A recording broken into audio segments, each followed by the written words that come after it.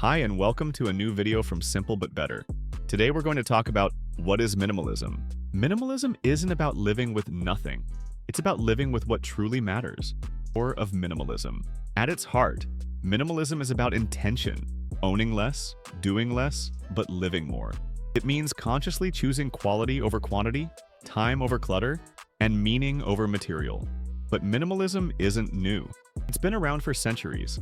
From the philosophies of Stoicism in ancient Greece to Zen Buddhism in Japan. Even today, Japanese culture reflects this idea of simplicity through design, architecture, and daily life. In modern times, the minimalist movement exploded around the early 2000s. Books like The Life-Changing Magic of Tidying Up by Marie Kondo and Essentialism by Greg McKeown helped millions of people declutter their homes and minds. Did you know that the average American household has over 300,000 items? That's right, from kitchen tools to forgotten gadgets. Yet studies show that we only use 20% of our belongings 80% of the time. That means most of what surrounds us is simply taking up space. The psychology behind it. Minimalism isn't just about fewer possessions. It's about mental clarity. When you reduce physical clutter, you also reduce decision fatigue, the mental drain that comes from constantly choosing between too many options. In fact, according to a study from Princeton University, clutter competes for your attention, reducing focus and productivity. Ever feel anxious or distracted when your desk is messy? That's not your imagination. That's neuroscience. By simplifying your surroundings, you're also simplifying your mental environment. That's why many people say minimalism feels freeing. It gives you back control over your time, energy, and space. What does a minimalist lifestyle look like? A minimalist life looks different for everyone. There's no one-size-fits-all rulebook. For some, it means living in a tiny home. For others, it's about decluttering their digital life or cutting down on unnecessary commitments.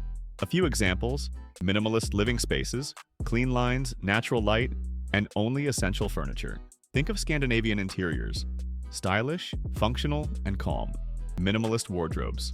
Capsule wardrobes with 20-30 versatile items instead of overflowing closets. Fun fact: the average person wears only 20% of their clothes 80% of the time. Minimalist finances. Spending intentionally, saving more, and cutting out impulse purchases that add no real value. Digital minimalism. Unsubscribing from endless emails, reducing screen time, and focusing on real connections. Now pause for a second. Look around you. How many things in your room truly add value to your life? And how many are just there? Why people are choosing minimalism. Minimalism isn't just a trend.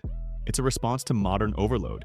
We live in a time of hyperconsumption where advertising constantly tells us we need more to be happy. But ironically, owning more often leads to more stress, debt, and less satisfaction.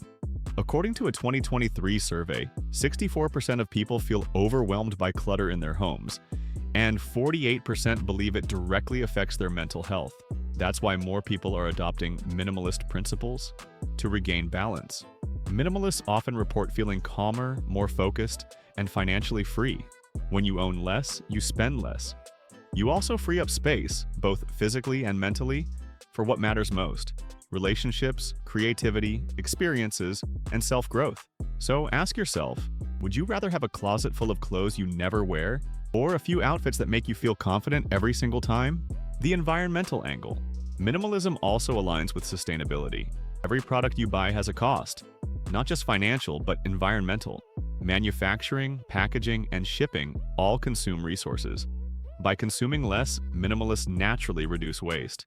According to the EPA, the average person in the US produces over 4.9 pounds of waste per day.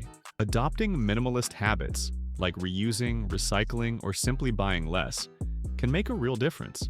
Some minimalists even practice low-impact living, aiming to reduce their carbon footprint through mindful consumption.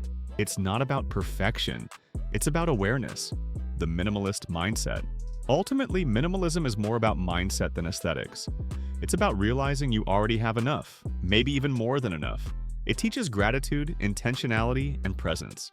When you stop chasing more, you start appreciating what's already in front of you. That's where true abundance lives. Not in your bank account or your wardrobe, but in your awareness. Final thought. So what if living with less actually gave you more?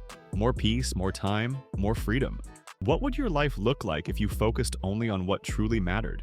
Start small. Declutter one corner, one folder, one habit, and watch how it transforms not just your space, but your entire life. Thanks for watching, and don't forget to click the subscribe button.